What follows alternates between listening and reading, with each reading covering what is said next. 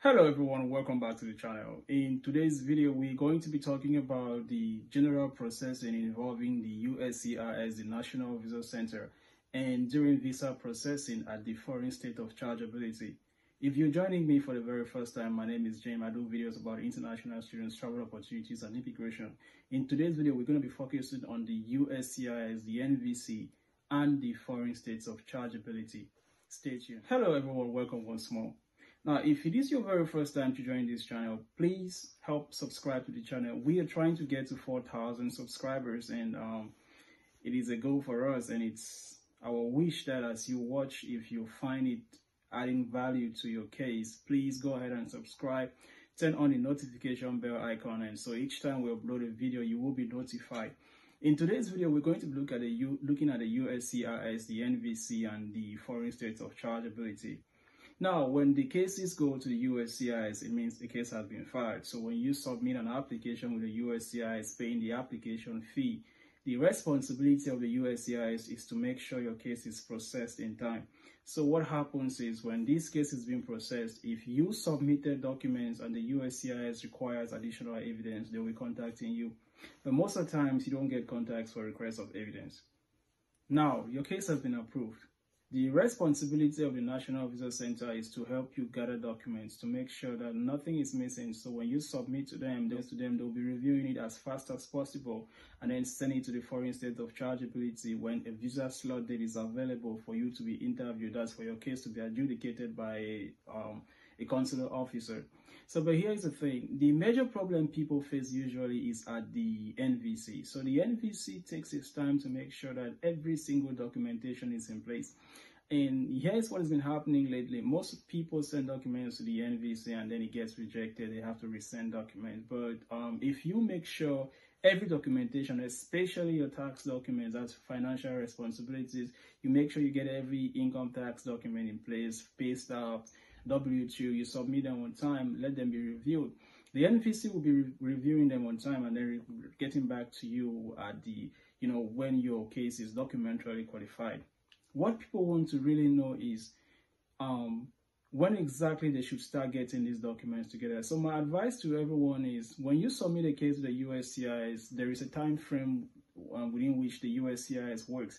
You can work within that time frame and expect your case to be approved when the time is near. When the USCIS approves the case rather and sends it to the National Visa Center, it is equally your responsibility to make sure you contact your principal applicant, that's the person or people that will be receiving the immigrant visas, to start getting the passports and certificate of non-conviction, that's the criminal records, together, to make sure that they send it to you on time and you'll be able to put them together and then submit to the National Visa Center. Now, most of the times, most people, they already have the passports of the principal applicants, but then about the picture sizes and the picture duration, the National Visa Center usually requires that you bring in pictures that are just like 6 months old.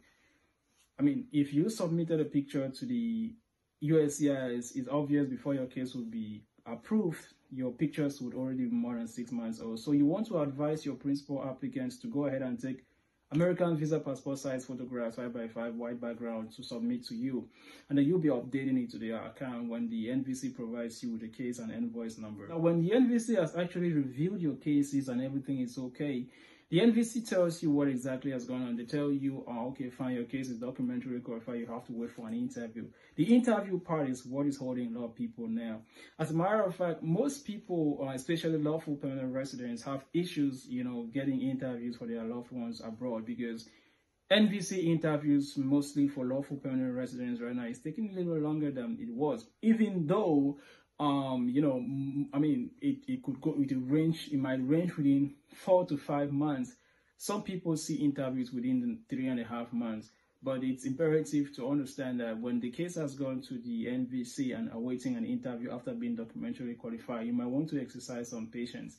The good thing is you have to use the Ask NVC website. There is a public inquiry section that the NVC created that people can use to reach out to them, and explain their worries. So always make sure you use the Ask NVC portal to contact the National Visa Center, to be able to get information about your current case. And then let's say your case now becomes, the date is available at the foreign state of chargeability, and then the NVC now sends it over to them. You want to start gathering documents as fast as possible, Make sure, the most important thing is, because the National Visa Center already forwards all your tax documentations, W-2 and transcripts to the foreign embassy, but you still want to make sure you go with copies of them. So your principal applicant or applicants should go with the tax documentation copies, and then they should be going with the originals. They have the original passports, and if within time the certificate of criminal record was expired, then they might want to go for a new certificate of criminal record, and then the certificate of births, of all the principal applicants, certificate of marriage, and every other civil documentations available. You need to take them handy, hard copies, to the consular officer. That will help the consular officer to adjudicate your case in time. Then if the visa is approved, that's good news to you. So in most African countries right now, some visas, they could be posted, or there is a courier service where you could go pick up your passport from. For example, in a country like Cameroon, you go to the DHL to pick up the passport from. And that's basically the entire process. So the USCIS, the NVC, and the foreign state of chargeability, which is the embassies. Now, if you have a question about any stage among the ones I just spoke, I just talked of, please leave me a comment in the comment section below. Please remember to leave a comment, like the video, and you're free to ask any question, and then we'll be available to respond to them. Thank you very much for watching, and I'll be seeing you in my next one, and God bless you, and bye.